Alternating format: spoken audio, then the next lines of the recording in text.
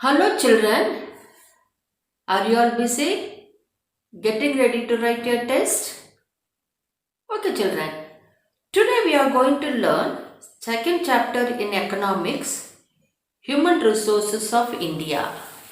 In this chapter, you are going to learn meaning and importance of human resources, characteristics of Indian population, literacy rates, sex ratio, rural urban and age distribution and density in India. Let us try to understand the meaning of human resources. The population of a country is generally termed as human resources.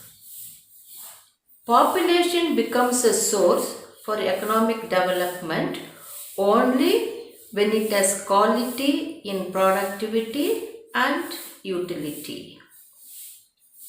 So, population of India is broadly divided into three sections. 14 years, that is those who are under 14 years, they are considered children. 15 to 60 are considered adults.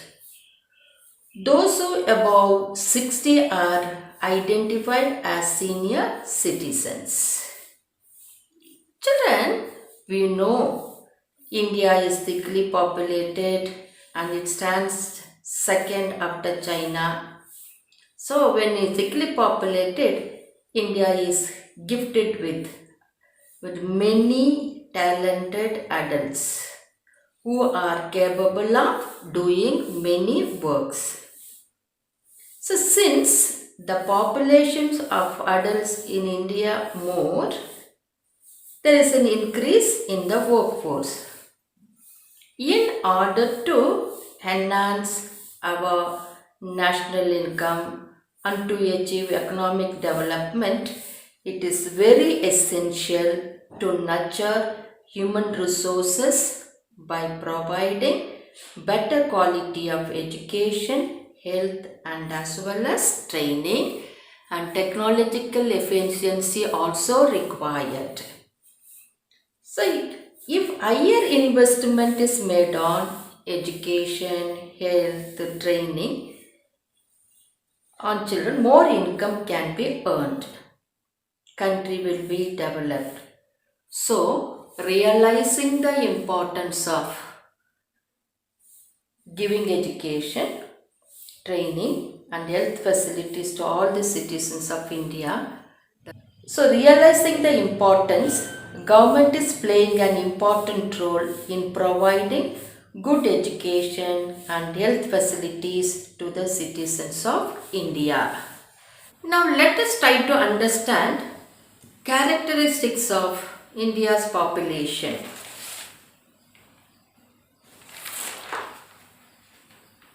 First, large size and fast growth. According to census of 2011, the total population of India is 121.1 crores. You all know India stands next to China. The rate of growth of population is very high in India.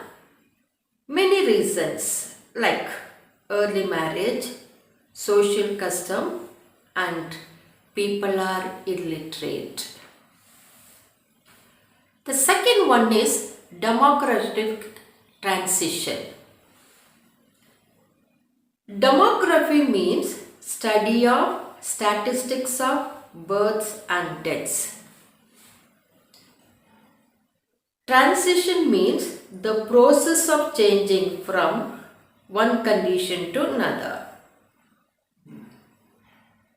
According to census of 2010, the birth rate was 22%, death rate 72 per thousand. So according to this, birth rate is higher than death rate. Again, when we go to see the reasons, high standard of living, Improved medical facilities are the reasons. Rapidly rising density. Let us try to understand the meaning of density. Density of population is the number of people living for square kilometer. Did you all understand, children? Density means that is the number of people living for per square kilometer. So now, according to the census of 2011 and the people, that is the 382 people lived for square kilometers, etc. But it's the density of population changes from region to region. For example, industry developed regions such as Bangalore, Delhi, Chennai, Calcutta, the density of population is more due to availability of employment and other facilities. States such as Rajasthan, Arunachal Pradesh, there are no job opportunity. The density of population is very less. Unfavorable sex ratio. Again, we'll try to understand. Sex ratio refers to the number of females per thousand male.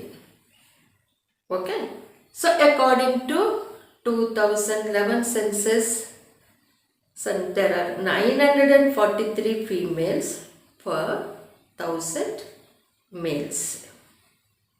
So, why there is imbalance? There are many reasons. We all know people prefer to have male baby than a girl baby. Then people go through prenatal sex determination test. In case of a girl child, they abort. So in order to avoid this, the government of India passed an act called Prenatal Gender Determination Test Act. Okay, children? The Act Prenatal Gender Determination Test Act was passed.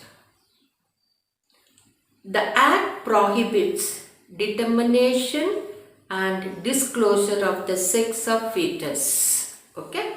The Act prohibits determination and disclosure of the sex of fetus.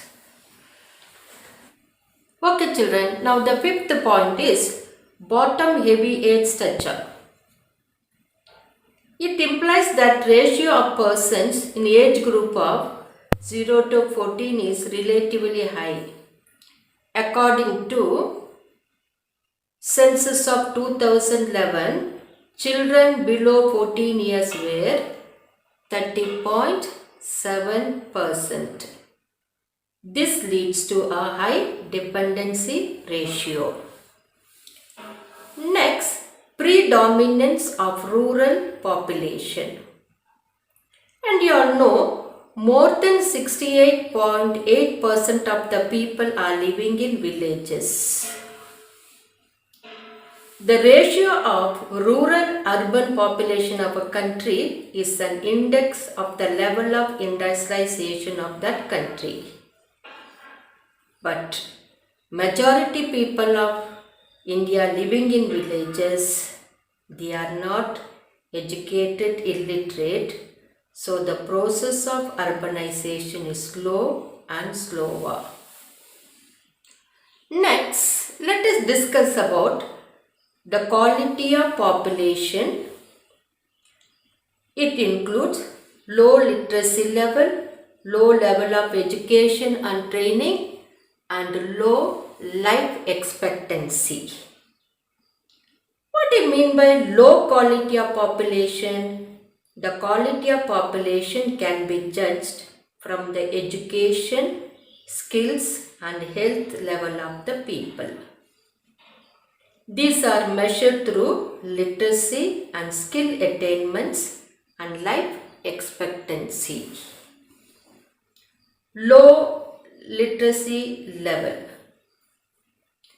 Literacy level in India is low. According to census of 2011, 74% of the people are educated or literate. 31 crores are illiterate. Low level of education and training. The number of persons enrolled for higher education as a percentage of population is age group of 20 to 25 according to the census of 2012, just 20.4%. And when we take other calculation, number of doctors per thousand population is just 0.7. Engineers per thousand is just 210. So compared to other countries, India is backward and we have to move forward. Life expectancy means the number of years a person expected to live. According to census of 2013, the life expectancy of India or Indians is 65.8 years. Overpopulation and low work participation rate. So now, overpopulation, what are the reasons for overpopulation? It is said in India, for every minute, 4 births takes place. What are the reasons? People are illiterate. Then joint family also is one of the reasons. Social customs, high birth rate, low death rate, preference for a male baby. So result of overpopulation, there are problems of both unemployment and as well as underemployment, poverty, malnutrition, hunger, etc. So population is more, but majority of the people come under non-working population because there are no job opportunities. When you take agriculture, agriculture is overcrowded and average Indians suffers due to low per capita income, low standard of living. So all this, whatever we have seen, this indicates that our population size has crossed the tolerable limit.